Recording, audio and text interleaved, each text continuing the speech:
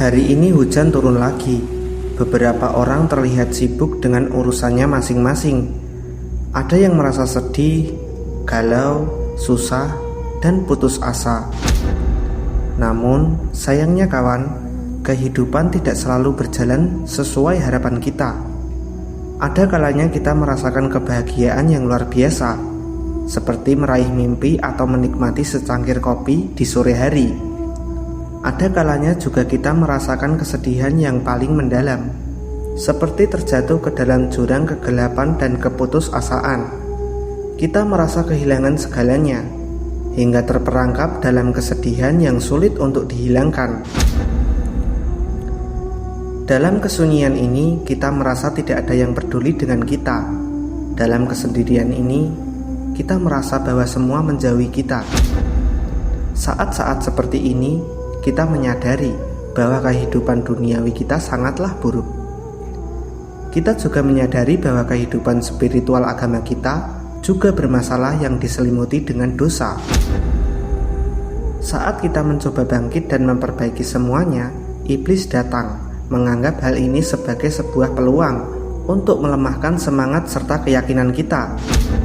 Iblis berbisik di pikiran kita dan berkata, "Kau tidak akan berhasil. Tidak ada jalan keluar dari masalahmu ini. Tidak ada gunanya kau berdoa. Doamu tidak akan terkabul. Hidupmu akan tetap seperti ini, kawan." Dia berusaha memadamkan semangat kita dan melemahkan iman kita. Dia juga berkata, "Kau pikir Allah akan mengampunimu? Dosa-dosamu terlalu banyak, kawan.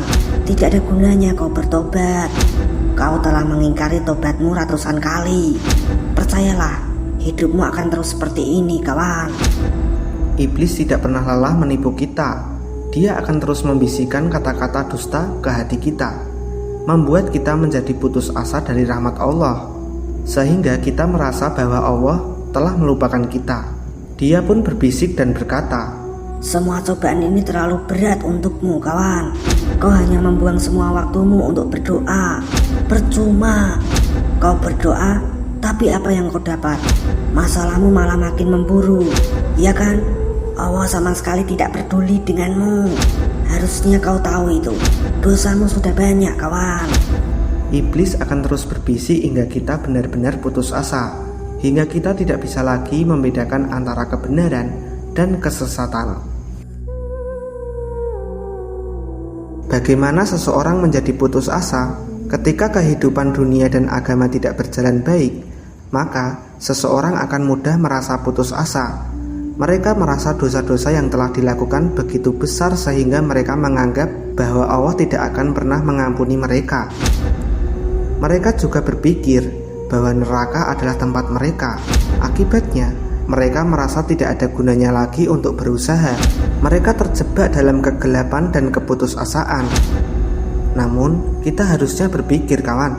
Dalam agama kita, putus asa merupakan sikap yang dilarang, dosa besar, karena itu adalah bisikan iblis.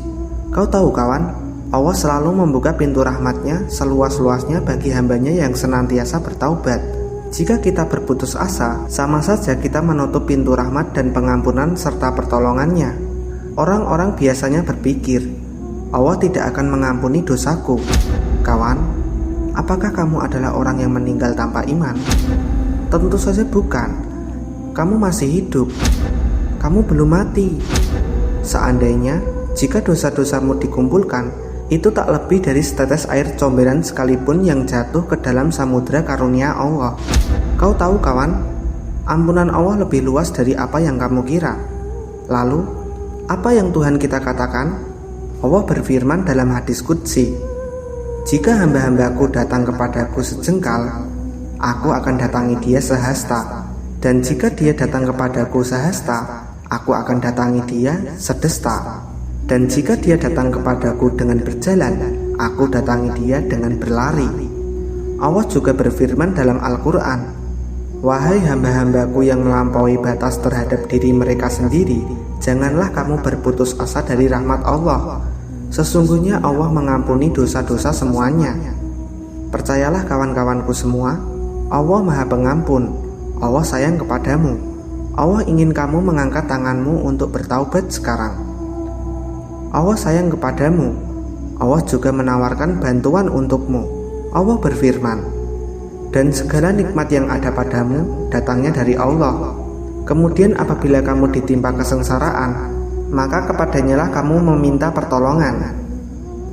Mungkin kamu akan berpikir, keinginanku aja belum terwujud, mana buktinya kalau Allah sayang kepadaku? Itu artinya kamu disuruh sabar, kawan. Allah akan memberimu kebahagiaan itu nanti. Ada saatnya. Sekarang kamu diuji dulu.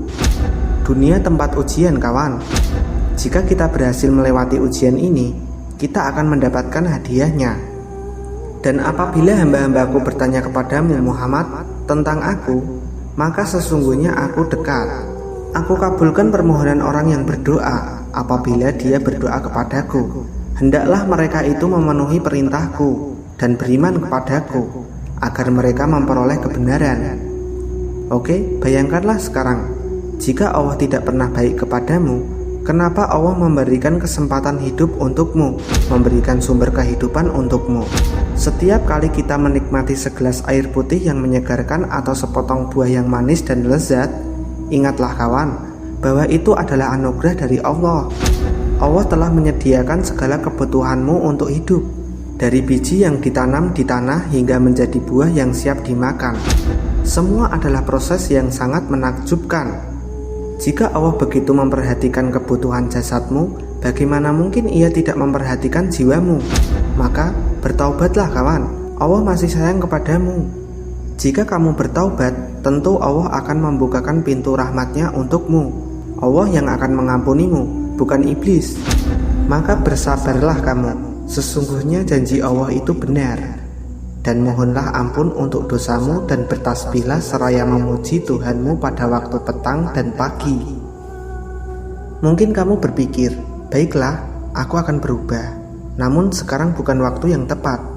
Mungkin kamu berkata, biarkan aku menyelesaikan sekolahku dulu, biarkan aku menata hidupku dulu. Atau mungkin kamu berkata, biarkan aku menikah dulu. Mungkin ada banyak alasan lain yang membuatmu menunda dan terus menunda. Sampai kapan kawan? Sampai kapan kamu akan terus menunda? Penundaan ini tidak akan ada habisnya kawan, percayalah. Sampai ketika kamu tua nanti, iblis akan berkata, kamu sudah menjalani hidup dengan lalai, melupakan Allah. Hingga seusia ini, kamu telah berusia 60 tahun. Apakah menurutmu Allah akan mengampunimu sekarang? Dia akan membuatmu putus asa lagi. Sekarang, lihatlah. Kuburan ini dipenuhi orang-orang yang pernah bilang akan bertaubat sebelum menikah. Tapi, nyatanya, mereka sudah dikubur sebelum menikah, kawan. Ayolah kawan, berdirilah. Bangkitlah dari keterpurukan ini. Keluarlah dari keputusasaan yang membelenggu jiwamu. Nyatakan dengan tegas kepada iblis, aku tidak akan mendengarkanmu lagi. Berteriaklah kawan, katakan kepada iblis, sekarang aku akan mendengarkan Tuhanku. Bukankah hidup ini terlalu berharga untuk disia-siakan kawan?